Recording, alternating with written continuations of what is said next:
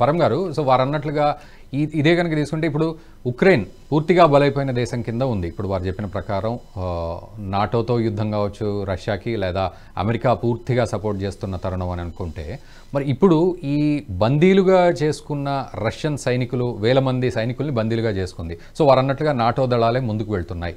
ఇంకా అటు బెల్గరోడ్ వైపు కూడా దూసుకుపోయే పరిస్థితి కనబడుతుంది. సో ఇది ఎటు దారి తీస్తుంది అంటే, మీరన్న ఇందాక కాంప్రమైజ్ వేకే వెళ్తుందా, కానీ దానికి అతీతంగా ఇంకా దూసుకెళ్లే ప్రయత్నం, ఎక్కడ దీనికి ఒక స్టాప్ పాయింట్ ఉందని అనుకోవాలి, ఎట్లా అర్థం చేసుకోవాలి? పరం గారు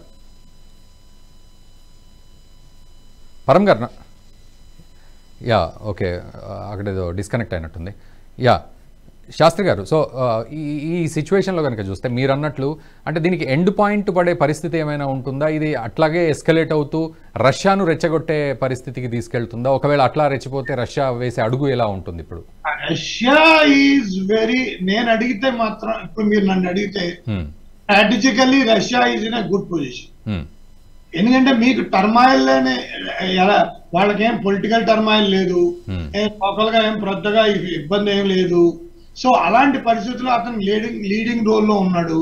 కానీ అమెరికా ప్రాబ్లం ఏంటంటే వాళ్ళకి ట్రాన్సిట్ లో ఉన్నారు, వాళ్ళకి ఎలక్షన్స్ ఉన్నాయి. వాళ్ళకి ఎలక్షన్స్ అయితే కానీ వాళ్ళకి స్ట్రాటజిక్ గా తెలియదు వాళ్ళకి వ్యవహారం ఏంటది. Even though they need to principle ఏంటంటే వాళ్ళ వాళ్ళ ఫారెన్ పాలసీ ఏంటంటే కన్సిస్టెన్స్ పాలసీ, కాబట్టి they know how to handle with Israel. Israel ఎంత గొడవ అయినా సరే మేము ఇజ్రాయెల్ కాపాడతాం, ఇజ్రాయెల్ తోనే ఉంటాం అనేది తీసుకున్నారు. ఆ డెసిషన్ వాళ్ళు తీసుకున్నారు.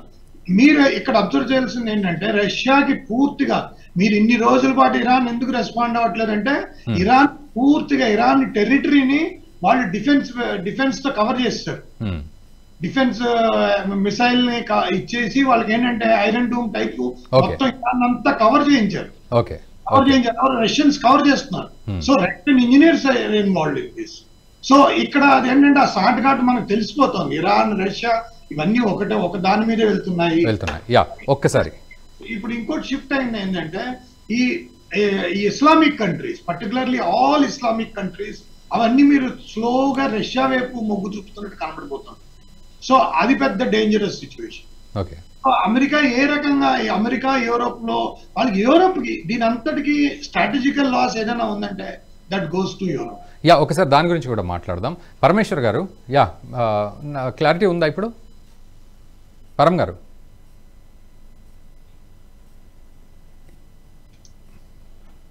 అక్కడ కొంత సిగ్నల్ డిస్టర్బ్ అవుతున్నట్లుంది. పరం గారు ఇప్పుడు అడుగులు అండి.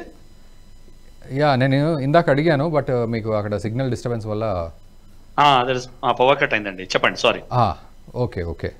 సో అయితే ఇప్పుడున్న సిచ్యువేషన్స్కి ఎస్కలేట్ అయ్యే ప్రమాదమే ఉంది అని అనుకోవాలా? ఎందుకంటే 2 సంవత్సరాల నుంచి అత్యంత శక్తివంతంగా రష్యా పోరాడుతోంది, ఎక్కడా లేని శక్తిని ఉక్రెయిన్ కూడా కట్టుకుంటోంది అమెరికా అది సపోర్ట్ తోటి.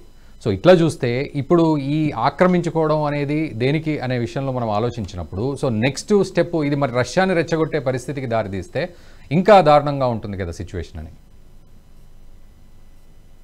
కరెక్ట్ అండి, ఎస్కలేట్ అయితే అవుతుంది. ఇది Putin is not a soft leader. So అది ఆయన is been in charge of Russia for more than 2 decades, 2.5 decades నుంచి ఆయన రష్యా ప్రీమియర్ లో ఉన్నాడు. ఆయన ఎప్పుడు సాఫ్ట్ లీడర్ గా ముందరికి రాలేదు. సో ఎస్కలేట్ అయితే గ్యారంటీగా అవుతుంది. వీళ్ళని ఆ ఏరియా నుంచి పుష్ బ్యాక్ చేయడానికి కూడా ఆయన ఆల్రెడీ హీస్ అనౌన్స్ యాక్షన్ తీసుకుంటాము అని పాయింట్ ఏంటంటే, జెలెన్స్కీ ఐ థింక్ ఒక టాక్టికల్ గెయిన్ కోసము, maybe a strategic gain also, ఏంటంటే యుఎస్ ఎలక్షన్స్ అవుతున్నాయండి ఇప్పుడు. So all of us know Trump గెలుస్తాడని, but then whether Trump comes in or whether the Democrats Kamala Harris వచ్చినా కూడా Ukraine had a point to prove that కి మీరు ఇన్ని billions of dollars Ukraine లో పోస్తున్నారు, అవి వేస్ట్ కాలేదు, చూడండి మేము కూడా యుద్ధం చేస్తున్నాము అని ఒక క్లియర్ మెసేజ్ జెలెన్స్కీ పంపించాడు ఈ attack. So we are also spirited మీరు మా చెయ్యి వదలకండి అని. ఎందుకంటే more than the NATO forces Ukraine needs the NATO forces, because వాళ్ళ వాళ్ళ ఎయిడ్ తగ్గిపోయిందంటే you will collapse, completely collapse. Already implode అయిపోయే పరిస్థితుల్లో ఉంది. So they are purely surviving on NATO force this thing అనమాట, వాళ్ళ ఎయిడ్స్ అనమాట. సో వాళ్ళు ఎయిడ్ ఇస్తున్నారు, వీళ్ళు సర్వైవ్ అవుతున్నారు. సో ఆ ఎయిడ్ ఆగకూడదు. Even if there is a government change, he is trying to convince them that మీరు ఎయిడ్ మాత్రం ఆపకండి, యుక్రెయిన్ ని సపోర్ట్ చేయండి, we are still spirited, we are still fighting అని చెప్పి పంపిస్తున్నాడు, ఒక మెసేజ్ పంపించాడు ఆయన. So that is one reason, one strategic reason. He is ఒక స్ట్రాటజిక్ రీజన్ తోటి అటాక్ చేశారని నా ఉద్దేశంలో, అదే నా అనాలిసిస్ లో. Otherwise there is no other tangible reason why ఇన్నాళ్ల యుద్ధం తర్వాత ఇప్పుడు లేచి అటువైపు వెళ్ళి యుద్ధం చేయడంలో ఆయనకి వేరే గెయిన్ అంటూ ఏం లేదు. బికాస్ ఇది డిఎస్కలేట్ అయ్యే టైంలో ఆయన ఎస్కలేట్ చేశాడు. No Russia will hit back. If Russia hits back, Ukraine కి ఆ స్తోమత ఉందా అంటే యుక్రెయిన్ ఫోర్స్ యాక్చువల్ గా చూస్తే వాళ్ళ బట్టి కానీ వాళ్ళ కేపబిలిటీ బట్టి కానీ ఎటువంటి పొజిషన్ లేరు, రిపేర్ చేసే పొజిషన్ లో అసలు లేనే లేరు. So Russia will hit back, Russia try to take back that reason. But అంతకు ముందర వాళ్ళు ఏం చేస్తున్నారంటే they are trying to use back room talks and all to initiate peace talks start అయ్యి అంటే కొంచెం బెనిఫిట్ ఉండొచ్చు అని చూసుకుంటున్నారు. కానీ బట్ like always ఈ యుద్ధం కూడా it was a stupid move by Ukraine, and this is another stupid move by Zelensky అని నాకు అనిపిస్తుందండి. ముందు వెనక ఆలోచించకుండా బరిలోకి దూకాడు ఆయన, దూకి తప్పు చేశాడు నాకు అనిపిస్తుందండి. ఈ వీడియో మీకు నచ్చినట్టయితే లైక్ చేయండి, 10 మందికి షేర్ చేయండి, అలాగే కామెంట్ల రూపంలో మీ అభిప్రాయాలను మాతో పంచుకోండి. Nationalist hub group of channels ను సబ్స్క్రైబ్ చేసుకుని తెలుగునాట జాతీయవాద జర్నలిజాన్ని ప్రోత్సహించండి. ఈ వీడియో కింద ఉన్న బెల్ ఐకాన్ పై క్లిక్ చేయడం మర్చిపోవద్దు.